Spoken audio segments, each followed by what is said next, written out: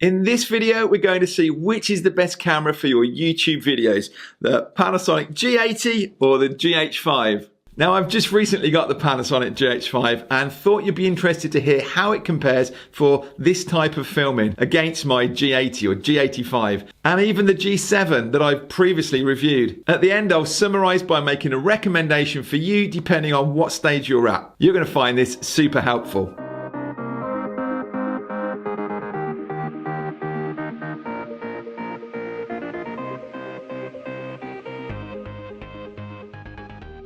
I want to say right up front that this video is recorded for you entrepreneurs in mind who want to get a message out or teach people here on YouTube or any other platform using professional looking videos rather than your webcam or your phone. I want to help you find the best camera to suit your needs, and I'll give you an honest review of which I think would be best for you. Now, let's put these cameras in perspective a minute. Let me remind you that the G7 is currently on Amazon.com at $500. The G85 is $800 and the GH5 is $2,400. So there's almost a $2,000 difference in price. I'm going to work up from the G7 and then make it clear for you at the end which I think is the right one. Now, I've compared the G7 and the G85 before, and I'll link to that video at the end where I put them side by side and compared footage from both cameras. Sadly, I can't do that now as I no longer have the G7, but I still actively recommend the G7 as the best entry-level camera for making videos like this. If you plan to work exclusively off of a tripod, I would recommend you save $300 and get the G7. But when I recently filmed my 3-part video series, The Power of Professional Quality Video,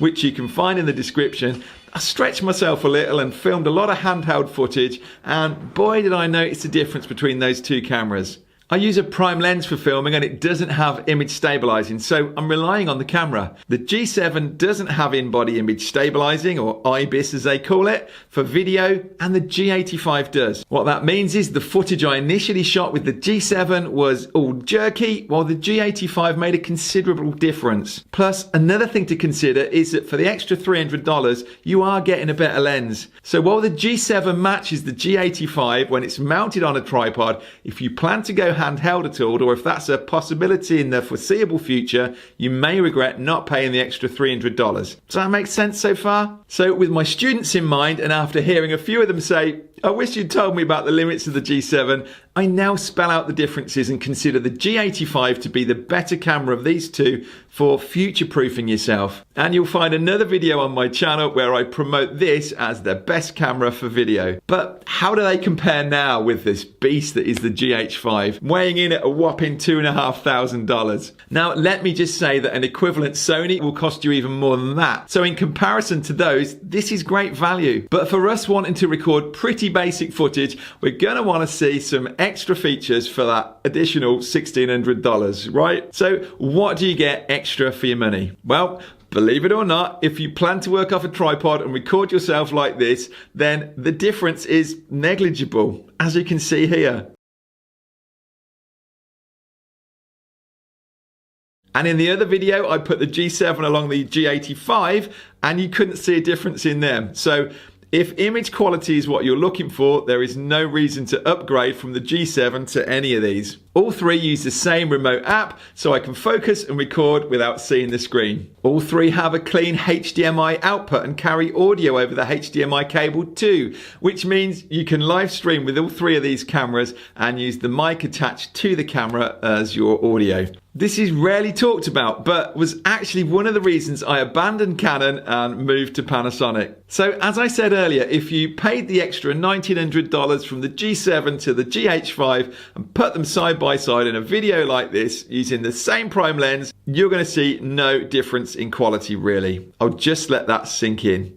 One reason you may want to buy the GH5 for this type of filming is that you no longer have the 30-minute limit on the recordings, but it's rare that you're going to want to record for that long without pausing anyway, in my experience. So why did I get this camera, and where do the differences start coming in? When you start using it handheld or out in the field. Now I have to say this is a considerably better built camera. It's bigger, feels way more solid, and when you look through the viewfinder, it's massively improved. The display on the back is slightly larger and you have more dials and options to control the settings.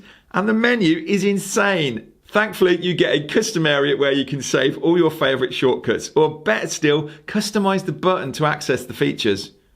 You have a dual card slot, which allows you several options. You can record the same footage to both, giving you an instant backup, which is amazing for wedding videographers, or you can set the camera to run straight from one card to the other seamlessly. There are some amazing features in here that filmmakers go crazy for. And while I'll never touch on some of them, the waveform display on the back is fantastic if you record in a flatter style like Cine Like D, but you're unlikely to do that. Another awesome feature is the slow motion capability. It's amazing, but again, you're unlikely to use that either if you're just making videos like this. And I've left my favorite feature till last, the incredible image stabilizer. You got two features that I toggle between on my shortcut, the standard stabilizer, and then I toggle on and off the IS lock, which blows my mind. I call it tripod mode as I've never seen anything like it. I can be zoomed in at a distance, and when I focus on my subject, the camera just locks as if it were mounted on a tripod. Now, I'm going to do a more detailed review of the GH5 where I'll go into this further, but bravo Panasonic for coming up with this. I've got to say that for both photography and video, the GH5 is an awesome camera. I never bought it for photography, to be honest, as I've already got a GX8, which is what I'm filming on at the minute and absolutely love. But this has got so many small features that just put a smile on my face when I use it. I'm actually finding I'm taking this out more and more for my photography. I used to have a motorbike, and whenever I started the engine, a smile just broke out on my face. And it's kind of the same when I pick up this camera. I just love the thing. But would I recommend it to the average online entrepreneur wanting something to record videos like this to at a price of $2,400? No, you don't need it. And you could use the money you save to buy your mic, your lights, and come and join me in the Pro Video Academy. Do you see what I did there? That was subtle, wasn't it? So in summary, which is the best camera for you? If you're starting out and you're going to use a tripod for all of your filming, buy the G7. If you fancy improving your videos with some B-roll footage that will require you to handhold your camera, pay the extra $300 and get the G85. And only if you can afford it and fancy really progressing with your videos, or if you want an awesome photography camera too, would I recommend the GH5. It's a stunning camera. I love it to bits, but it's overkill for an online entrepreneur just wanting to step up from a webcam or a phone. Does that sound fair? Now, I'd love to hear your thoughts on this in the comments below. Did this help? And also, if you got questions, please put them below. And as ever, if you enjoyed this video, why not give me a thumbs up? I'll be making more in-depth reviews on all of these cameras, plus the GX8, so be sure to subscribe, or better still, why not join my VIP list and I'll email you whenever I release a new video so that you'll never miss them. Well, thank you so much for watching till the end, and I'm going to see you in the next video.